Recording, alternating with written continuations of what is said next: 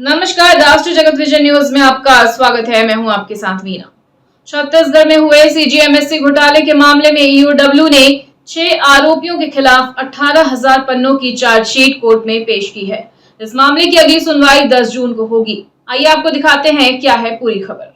Chhattisgarh CGMSC में घोटाला मामले में ईओडब्ल्यू ने 76 आरोपियों के खिलाफ रायपुर स्पेशल कोर्ट में 18,000 पन्नों की चार्जशीट पेश की।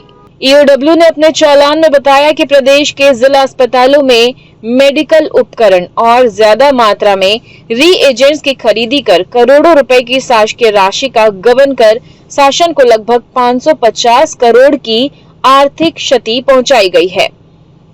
चार्जशीट में आरोपी मोक्षित मेडिकेयर प्राइवेट लिमिटेड के director Shashank Chopra, Chhattisgarh medical service corporation के गिरफ्तार अधिकारी बसंत कुमार कौशिक, शिरोंद्र रौतिया, डॉक्टर अनिल परसाई, कमलकांत पाटनवार और दीपक कुमार बांधे के खिलाफ ये आरोप पत्र दाखिल किया है।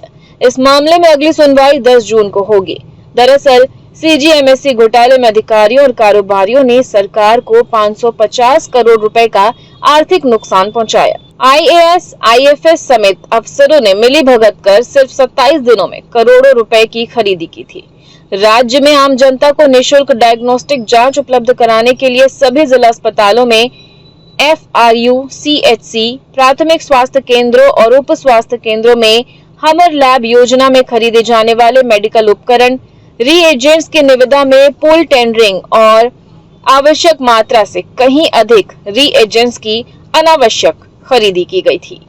सीजीएमएससी के अधिकारी मोक्षित कॉरपोरेशन, रिकॉर्ड्स और मेडिकेयर सिस्टम, शारदा इंडस्ट्रीज और सीबी कॉरपोरेशन ने 8 रुपए में मिलने वाला ईडीटीए ट्यूब 2352 रुपए और 5 लाख वाली सीबीएस मशीन 17 लाख रुपए में खरीदी थी। और फिलहाल खबरों में इतना ही। अपडेटेड रहने के लिए हमारे चैनल को सब्सक्राइब कर लीजिए। नई खबरों के नोटिफिकेशन के लिए बेल आइकन जरूर दबाइए। नमस्कार।